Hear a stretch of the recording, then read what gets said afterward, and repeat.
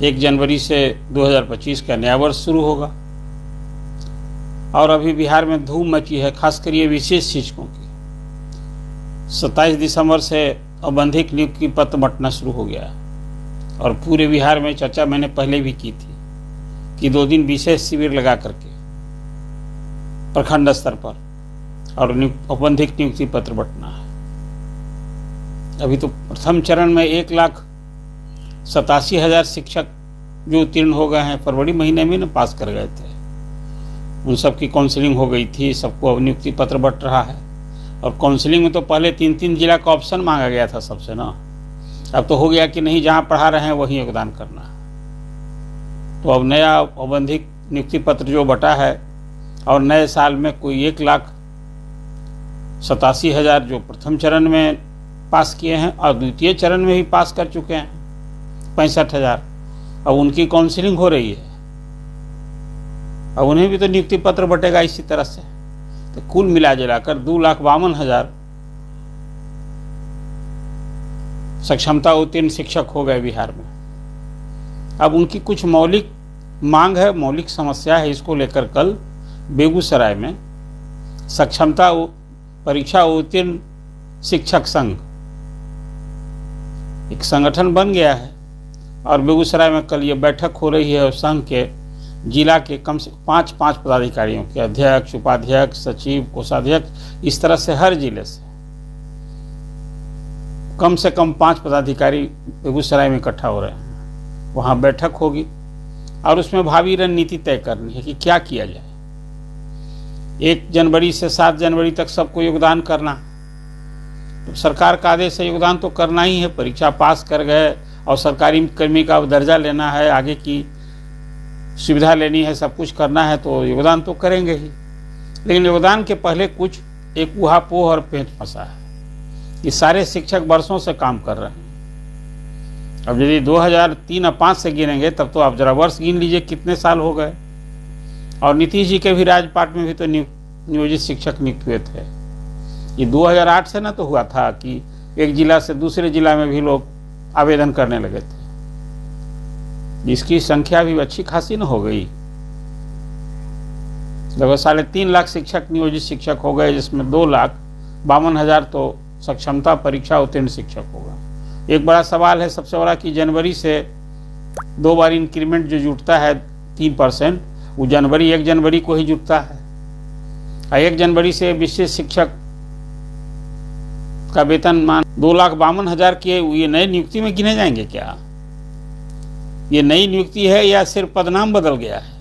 भले आप नियुक्ति पत्र बांट रहे हैं और पुराना जो नियुक्ति पत्र है उसको रद्द कर दे रहे हैं, लेकिन नई नौकरी थोड़े है, ये नया पद आप दे रहे हैं। और नियुक्ति पत्र कह रहे हैं कि अभी तक तो आप नियोजन इकाई आपकी दूसरी थी, नगर पंचायत था और नगर ग्राम पंचायत था, तो आप सरकार वाले विभाग में अब हो गए, शिक्षा विभाग के अधीन आपका सब कुछ हो जाएगा। लेकिन मैं इसे नई नियुक्ति नहीं मानता हूँ, है भी नहीं नई नियुक्ति, तो सिर्फ नियोजित शिक्षकों का पद नाम बदल गया। अब सरकारी कर्मी कहे जाएंगे। और सरकार तो अभी कह रही है ना कि सब कुछ शिक्षकों की मांग पर हमने की है। सरकारी कर्मी का दर्जा भी दिया है, फिर सक्षमता परीक्षा भी ऑप्शनल था, जो दें, नहीं दिए तो वैसे भी 85,000 शिक्षक अभी बचे हुए हैं।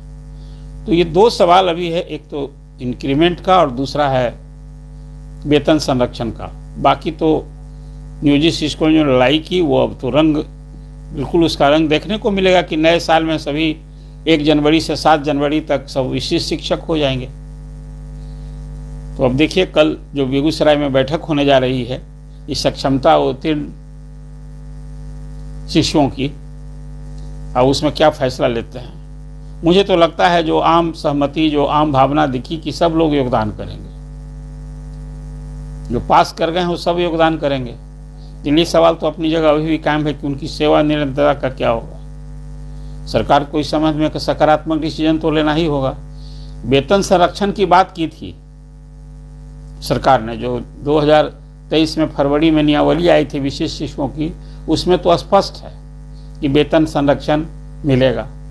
और एक बात और कह दी गई थी कि भाई कोई जो अभी विशेष शिक्षक योगदान करेंगे और उनसे जो कनीय शिक्षक है उसका यदि वेतन ज़्यादा होगा तो उसको समरूप भी किया जाएगा। तो यही तो है वेतन संरक्षण। लेकिन एक अब इंक्रीमेंट का सवाल रह गया।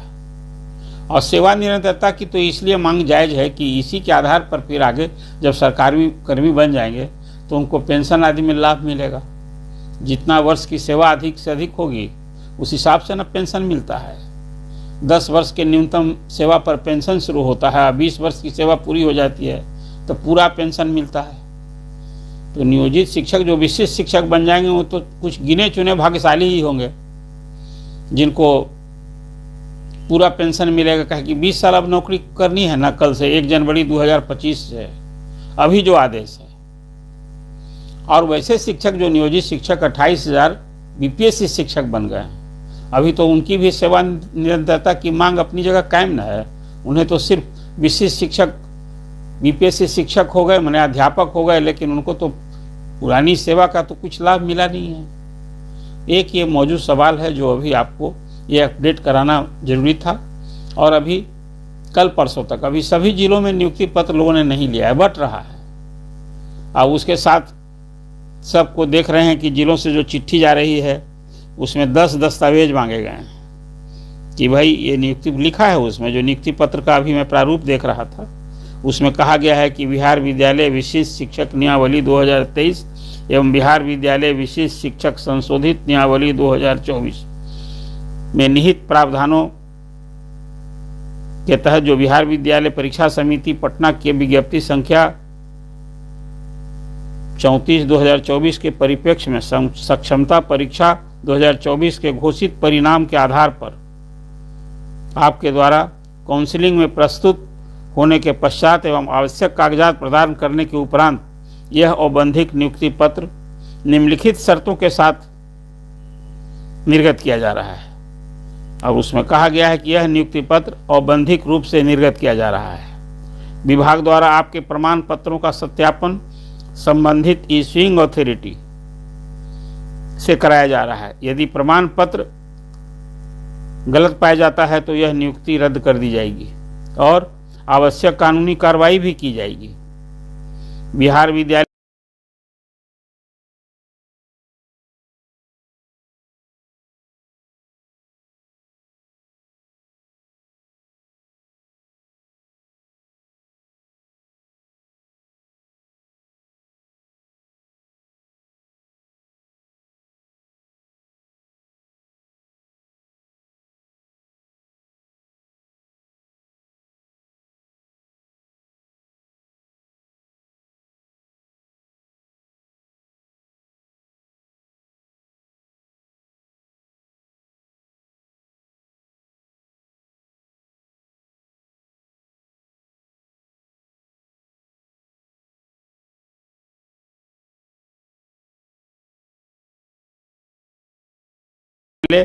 विशिष्ट शिक्षक संशोधित नियमावली 2024 के नियम 4 के तहत वर्तमान पदस्थापन के विद्यालय में ही विशिष्ट शिक्षक के रूप में